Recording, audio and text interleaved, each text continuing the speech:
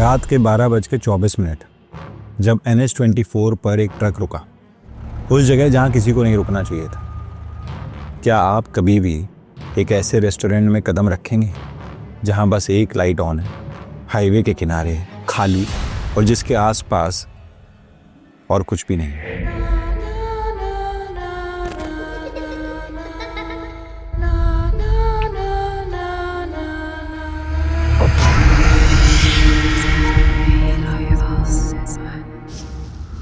कुछ आवाज़ें वक्त के साथ खामोश नहीं होती, वो बस इंतज़ार करती हैं कि कोई उन्हें दोबारा सुन ले।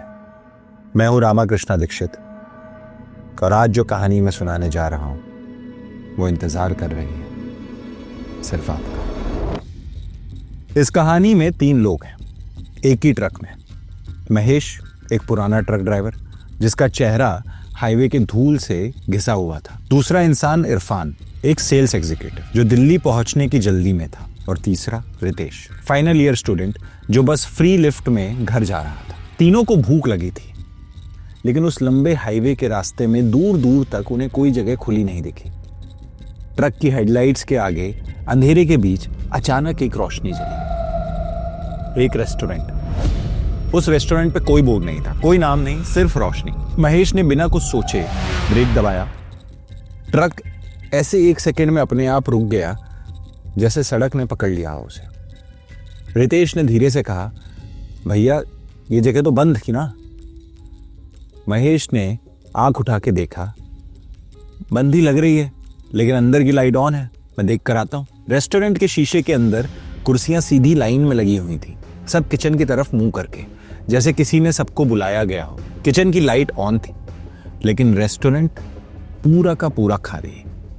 वहां एक भी कस्टमर नहीं था और उस समय एक भी इंसान भी नहीं। उसने रितेश और इरफान को इशारा करके वहीं बुला लिया। इरफान ने घड़ी देखी, 12:30 होने वाले थे। महेश जैसे ही डोर पर नॉक करने जा रहा था, तभी काउंटर के ऊपर लगा एक छोटा सा बेल खुद ब खुद बजा। एक बार तीनों चुप हो गए। दरवाजा बंद था, लॉक नहीं था, बस बंद। महेश ने नॉक किया। अंदर से तुरंत एक औरत आई। ना उसके आने की कोई आवाज, ना कोई चौंकना, ऐसे प्रकट हुई जैसे वो वहां खड़ी थी।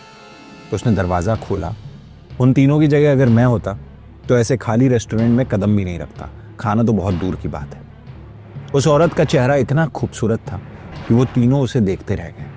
तो उसने सिर्फ इतना कहा कि आइए बैठिए, और ये तीनों बिना कोई सवाल किए सीधा अंदर चले गए। रितेश बोला, मैडम ये रेस्टोरेंट तो बंद था ना, कब खुला? औरत ने आंख उठाई। ये तो आप सबके लिए हमेशा से खुला है, ये कह के वो काउंटर के पीछे चली गई। तीनों ने एक दूसरे को देखा।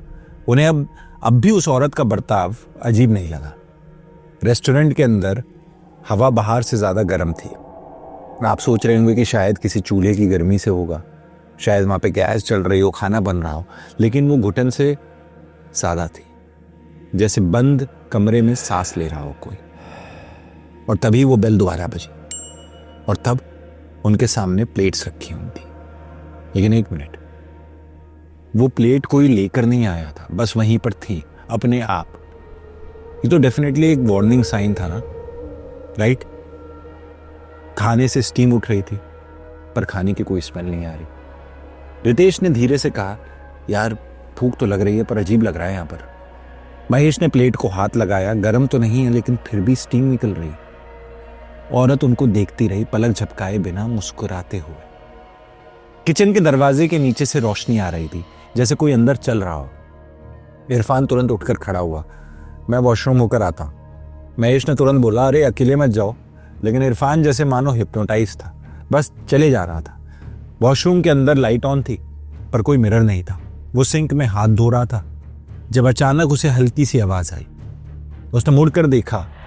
1 सेकंड के लिए उसे ऐसा लगा जैसे उसने खुद ही शक्ल देखी हो, लेकिन उस चेहरे पर जैसे किसी ने बार बार चाकू से वार किया हो, और आंखें एकदम लाल। अब अगर खुद के चेहरे की ऐसी झलक किसी को दिखेगी तो उनकी सांसें वहीं अटक जाएंगी। उसे अब तक पता नहीं था कि उस रेस्टोरेंट के दीवार के पीछे कई राज छिपे थे। उसे वहां एक दीवार के अंदर से सर पटकने की आवाज आई। वहां हाथ रखते ही उसे हाथों पर कुछ महसूस हुआ, एक वाइब्रेशन, जैसे कोई मशीन चालू हो। क्या कोई अंदर है? उसने आवाज लगा के पूछा, पर कोई जवाब नहीं आया। लेकिन अगले ही पल वो आवाज और तेज हो चुकी थी, जैसे कोई बहुत जोर जोर से सर पटक रहा हो। इरफान बाहर आया, बिल्कुल चुप। उसकी आंखें किसी और को देख रही थी जो वहां नहीं था। महेश ने पूछा, सब ठीक है ना भाई? तो इरफान धीरे से बोला, वो किचन में कुछ अजीब से कट रहा है कुछ। महेश ने कहा, तू अंदर गया था? इरफान ने जवाब नहीं दिया। वहां काउंटर पर रखी बेल और तेज हो गई, बार बार बज रही थी और तेज। वो औरत कुर्सियां अरेंज करने लग गई, रीअरेंज। उन चारों के बीच में खाली कुर्सियां। रितेश ने घबरा के कहा, मैडम ये क्यों, आप ऐसा क्यों कर रही हैं? आप कुर्सियां रीअरेंज क्यों कर रही हैं? औरत ने कुर्सी रखते हुए कहा, जगह बन रही है। अब किचन से सांस लेने की आवाज आ रही थी। दरवाजा हिल नहीं रहा था, वो टूट रहा था, जैसे कोई अंदर से उसे बाहर ढकेल रहा हो। महेश उठ के दरवाजे की तरफ बढ़ा। दरवाजा वहीं था, पर वो जितने भी कदम आगे बढ़ाता, दरवाजा और दूर जाता दिख रहा था। रितेश ने चीख कर कहा कि भाई वहां मत जाओ। लाइट्स फ्लिकर हुई। उन्होंने जैसे ही ऊपर देखा, सीलिंग धीरे धीरे नीचे आने लगी। ये जगह उनके लिए है जो रुक गए। किचन का दरवाजा खुला, पूरा नहीं, बस इतना कि अंदर कुर्सियों की लाइनें दिखी। लोग बैठे हुए थे, सबका मुंह दीवार की तरफ, सबके जबड़े हिल रहे थे। खाने की आवाज आ रही थी, पर किसी के हाथ नहीं दिख रहे थे। एक कुर्सी खाली थी, बिल्कुल सामने। औरत ने रितेश का हाथ पकड़ा। रितेश चिल्लाया, नहीं नहीं। कुर्सी खुद पीछे खिसकी और औरत ने कहा, जिंदा रहने वाले ज्यादा देर तक यहां बैठ नहीं सकते। महेश ने आंखें बंद कर ली और जब खोली तो रेस्टोरेंट अंधेरा हो चुका था। सुबह ट्रक बाहर खड़ा था, रेस्टोरेंट बंद, कोई रोशनी नहीं, कोई आवाज नहीं। महेश ने पीछे मुड़ के देखा तो शीशे के अंदर एक और कुर्सी थी और काउंटर के पास खड़ी वही औरत, थोड़ी और किचन के करीब। और तभी बेल बजी। ये कहानी तो यहीं खत्म होती है। कमेंट सेक्शन में बताइए कि ये कहानी आपको कैसी लगी, और ऐसी और कहानियां सुनने के लिए सब्सक्राइब करें हमारे चैनल को।